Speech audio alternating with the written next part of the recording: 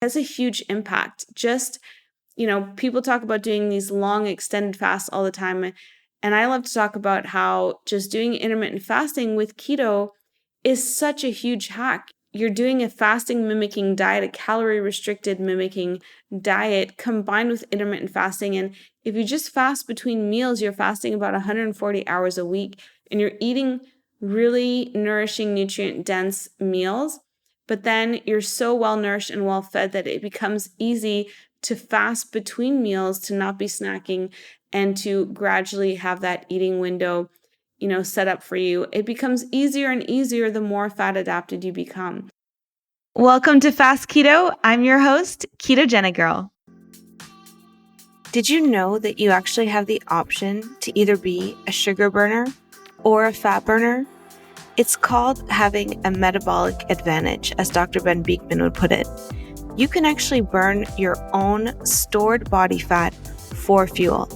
On this show, we talk about ketogenesis, fasting, biohacking, all with the goal of optimal body composition for longevity and having the highest possible quality of life. I hope you enjoy these interviews and solo casts that I present to you, all with this goal in mind. Hey guys, thank you so much for joining me today. I wanted to do a special solo cast quickie episode today, just talking about intermittent fasting. It's a topic that I find endlessly fascinating, as I know many of you do as well. Just learning about fasting and the absorptive and post-absorptive state, which is usually the angle that I talk about fasting and intermittent fasting, but today we're going to talk about intermittent fasting and the different types of hunger. So I hope you guys enjoyed today's episode all about intermittent fasting and different types of hunger. If you guys want to try out keto with me as your personal guide and coach, I have coaching programs available at ketogenicgirl.com. I also have the Ketogenic Girl Challenge, which has my meal plans, support, and coaching, and you can check all of those out at ketogenicgirl.com. I would absolutely love to have you join the program. There's just a one-time sign-up amount to get the meal plans and programs shipped right to your door or digital copy, and then you can join the support and coaching community and be a ketogenic girl or ketogenic boy with me as your guide, helping to answer any question that you have about keto. If you're struggling with it or you've been doing it for a while and you're just not seeing the results that you want to get, you may need a coach or someone who's made all the mistakes, who can be there to help you and support you and save so much time in making those mistakes and get results fast. Because I've been there, I've made all the mistakes, I've learned from them. I went back to school to study to become a sport nutrition specialist and also study biomedical science. And I understand the science of being fat adapted, the science of fat burning, and I can help you expedite your results, get there faster, get the results that you want, and also be your support and guide to answer any question that you have about keto anytime. So I would love to have you join us. Go over to ketogenicgirl.com and check out the Ketogenic Girl Challenge. You can start with the original plans, which are the most successful ones over time. The 28-day challenge, you can also do the Build Your Day plans or the Phase 2 plans if you want to at a later date. But start out with the original fat burning plans if those are the ones that you want to for accelerated weight loss, and that's just the original 28-day Ketogenic Girl program. So I'd love to hear from you if you have any questions on it, and would love to have you join the program. All right, guys, so today we're going to talk all about intermittent fasting. Now, one of the main frameworks of the Ketogenic Girl Challenge that I've always had there for several years since I first launched it is a daily intermittent fasting eating window and a fasting window. So we call this a daily eating window, or you can call it intermittent fasting, but basically you have a period of time during the day that you open up, that's your eating window, and you restrict your meal times to eating during that window. Now, I've always looked at this from the perspective of getting into the post-absorptive state. So after we eat a meal, our body goes into what is known as the absorptive state, where we're breaking down all the nutrients that we've just taken in from food. We're assimilating it, we're using it for energy, immediate energy and storing any excess. After 4 to 5 hours, our body goes into this post-absorptive state. That's where, instead of insulin being the dominant storage hormone telling our bodies to store energy, to store fat, glucagon comes over and helps us to burn energy, burn fat, and break down energy stores. And humans are the only mammals that really schedule eating times. We have a set schedule that determines when we should eat, as opposed to most mammals, which just go by food availability and when they're hungry. We tend to just eat because it's time to eat. And so we have a set routine. And what this creates is a number of different types of hunger. So we have clock hunger. And clock hunger occurs because we ate that time the day before. So it's like this muscle memory with our hunger. So if someone says, I always get hungry first thing when I wake up, well, if you had breakfast at 7 a.m. the day before, you typically will get hungry again physiologically about 24 hours after that time the next morning. So if you are really hungry in the morning and you want to incorporate an eating window, I find the easiest way to do it is just to push back and sort of delay your first meal of the day by an hour a day at a time. So you can start by having breakfast at 8 instead of 7, and then maybe you have it at 9 instead of 8. And you don't have to suddenly skip breakfast. Just work with your body's physiological cues. If you're really hungry in the morning, it probably is because of clock hunger, because if you have a lot of stored fat on your body, and most people that I'm speaking to out there will, unless you are extremely lean in the, below 10% body fat for women, below 5% body fat for men, if you're in that category, then, listening to your hunger cues is a whole different story. But if you have stored energy on your body in the form of stored fat, you should be fine not having breakfast as soon as you wake up, like the moment you wake up. If you have it an hour, 2, 3, 4 hours later, you should be fine because you're fat adapted and your body can access its own stored energy, and it stores that energy for later.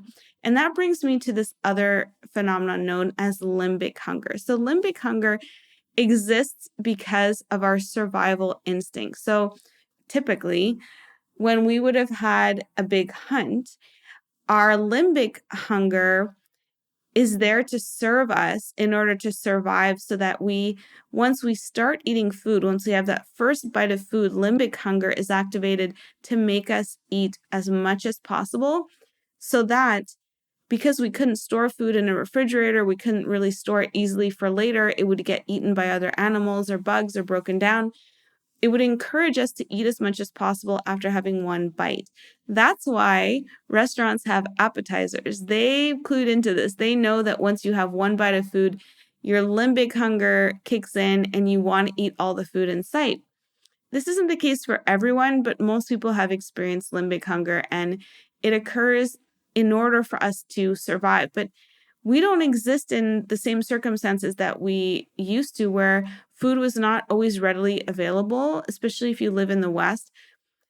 Food tends to be very available, very convenient, because we have traded so many of our traditions of the past for convenience. We have food available all the time, 24 hours a day. We have delivery service making it easier than ever before, whereas before we have to hunt and go after our food and actually expend energy in order to get our food. So limbic hunger is there.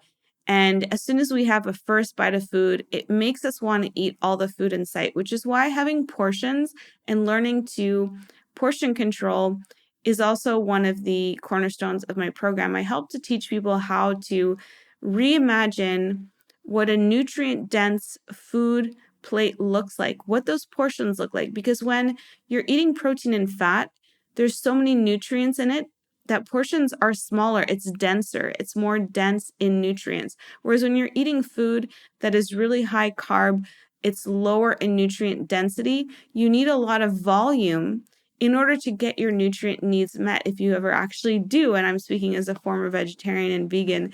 I know that I actually was not getting a lot of my nutrient needs met, especially iron. There were a lot of vitamins and nutrients I was not getting, including enough protein, because I was vegetarian and vegan for so many years, and I did not do it responsibly.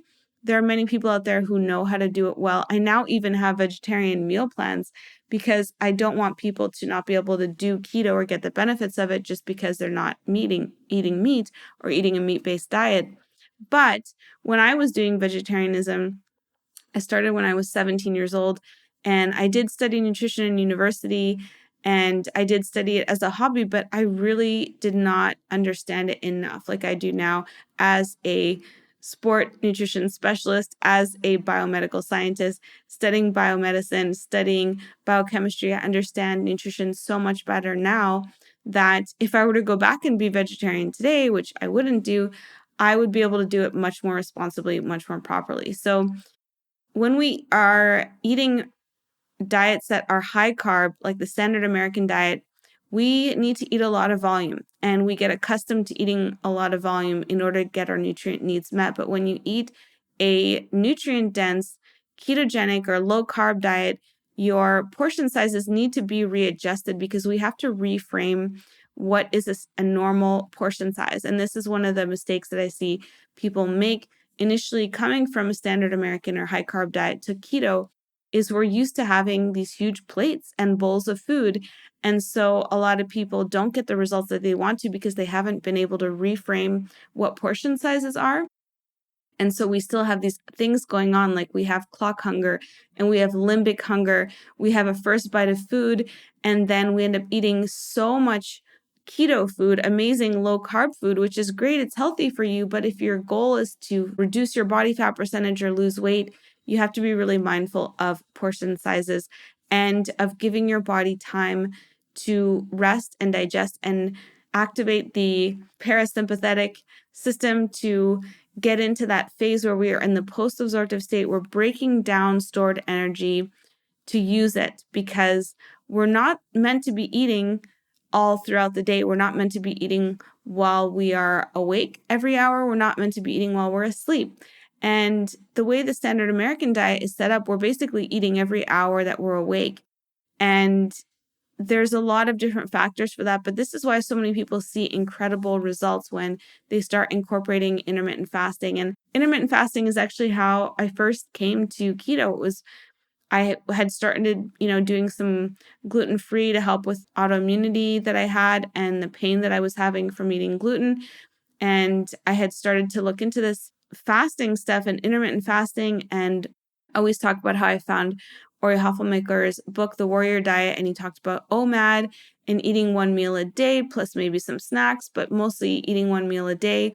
And I started becoming fascinated by the hormonal effects of how hormones determine our body set weight, how hormones determine if we are storing fat or we're burning fat. And our hormones' actions are determined by how and when we eat, what we eat, the content of it, and meal timing. And that's why intermittent fasting has been the framework from the beginning of the Ketogenic Girl program, is showing that there is a possibility of having a daily eating window. So on the Ketogenic Girl Challenge, we have a 16-8 fasting and eating window. So every day there's an eating window of about 8 hours. And so if you open that window, say at 10 a.m. and have your first meal, you usually would close it 8 hours later at 6 p.m. And this also ensures that we don't engage in night eating, which can disrupt and send the wrong hormonal signals for fat storing instead of fat burning, and that's eating too close to bedtime. So it enables us to get into the post-absorptive state after dinner and well into it during sleep. And then when we wake up in the morning, if we're able to just delay having breakfast right away. Clock hunger is set by about 24-hour cycles. So at first, you might notice that you're so used to having breakfast at 7 a.m. or 8 a.m., but that if you just delay it by an hour at a time, say an hour this week, and then when you feel more up to it, delay it by another hour the next week, and pretty soon you're at 10 a.m., it's quite easy to do. Or if it's easy for you, you can just start right away at 10 a.m. and maybe just start your day with some coffee. If you like that, coffee is an awesome ergogenic aid and it is an appetite suppressant. So if you are wanting to create an eating window and you find that you have a really strong appetite, in the morning. Having coffee can be helpful, having just some hot water. I don't really recommend tea as much if you're in the detox phase and you're wanting to detox your body, but it can be useful just having 1 cup a day of tea in the morning instead of having your breakfast right away. And so we're not skipping meals, we're not skipping breakfast, we're just delaying it in order to prolong that post-absorptive state and that time that the body is in where it's not in the fed state, it's in the fasted state. And so it's breaking down nutrients, it's breaking down energy that's been stored for us at a later date. And when we understand limbic hunger more, it helps us to understand why it's difficult to manage or stop eating once we have a first bite of food, especially if that food is not really nutrient dense, because our limbic hunger is there to ensure that we survive and that we eat as much as possible because food was not readily available. But now that we live in an environment where food is constantly available, we need to understand what limbic hunger is, why it occurs. This is one of the main reasons why I stopped ordering appetizers when we go out to eat at restaurants. I will do it once in a while, but for the most part, unless I'm really, really hungry, I just order a main dish when we go out to eat because I realize that appetizers just made me eat more and made me have more appetite. Appetite is really a psychological determinant of hunger, whereas hunger is more physiological and is more felt in the body, whereas appetite is more mental and it's a perception of nutrient needs and what we need to have. So there's so much that goes into this. If you have tried intermittent fasting, it is a really nice way to help regulate hunger hormones, to help regulate insulin and glucagon, to lower insulin resistance, to help build insulin sensitivity, is spending more time in the post-absorptive state and less time in the absorptive state, which is the fed state, and more time in that fasted state where we're able to break things down. And it has a huge impact. You know, people talk about doing these long extended fasts all the time. And I love to talk about how just doing intermittent fasting with keto is such a huge hack. You're basically doing a fasting mimicking diet, a calorie restricted mimicking diet combined with intermittent fasting. And if you just fast between meals, you're fasting about 140 hours a week and you're eating really nourishing, nutrient dense meals. But then you're so well nourished and well fed that it becomes easy to fast between meals, to not be snacking, and to gradually have that eating window set up for you. It becomes easier and easier the more fat adapted you become, which I think is really, really cool. So hope you guys enjoyed today's quickie podcast just with me solo casting on intermittent fasting and clock hunger and limbic hunger. If you found it useful, leave me some feedback and share this episode with someone that you think might enjoy learning about that as well. Leave me a rating or review if you have a moment. It helps me create more of these episodes and more content for you guys because I love doing it. I love getting to be here with you and talking about the science of diet, the science of fat burning, and being fat adapted. So I love you guys. Thanks for being here. And until the next episode, hope you have a fat-fueled rest of your day. Thank you guys so much for being here and for tuning in to the episode today. I loved having Dr. Hesse on, and I love exploring this idea of ketones and how heart health can be really supportive with a ketogenic diet and how much the heart loves ketones. I've heard this from now a couple of scientists out there who have theories on this, and I think it is such an interesting topic to explore. So if you know of anyone who'd be interested in the topic, be sure to share the episode with them. And if what I do provides value for you, please leave me a rating or review. It helps me to create more content and devote more of my time to bringing you episodes all about keto so we can geek out together. And I really hope you guys enjoyed today's episode. If you're interested in trying keto with me as your coach, I have private coaching packages available at ketogenicgirl.com. I haven't had these available for a few years because I've been really busy with school and studying, and I still am completing my program in biomedical science, but I have brought back the private coaching packages if you're interested in doing some private coaching.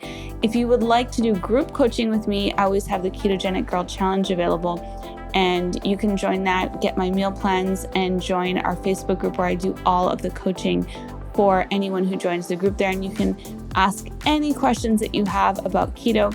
If you would like more personalized attention and me looking through your actual food intake and activity levels and doing some personalized macro calculations and things, please take a look at the private coaching options at ketogenicgirl.com, or take a look at the Ketogenic Girl Challenge, because it's a really fun group to be a part of, and you also get my coaching and support as a part of that. So check those out at ketogenicgirl.com. Thank you so much for being here and for listening. I love you guys, and until the next episode, I'm wishing you a fat-fueled rest of your day and week.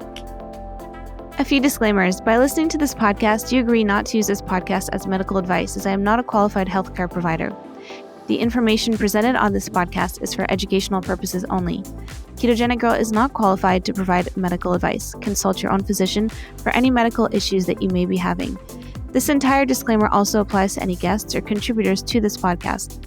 Prior to beginning a ketogenic diet, you should undergo a full health screening with your physician to confirm that a keto diet is suitable for you and to rule out any conditions or contraindications that may pose risks or that are incompatible with the ketogenic diet. A keto diet may or may not be appropriate for you if you have any kind of health condition, whether known to you or unknown, so you must consult your physician to find this out. Anyone under the age of 18 should consult with their physician and their parents or legal guardian.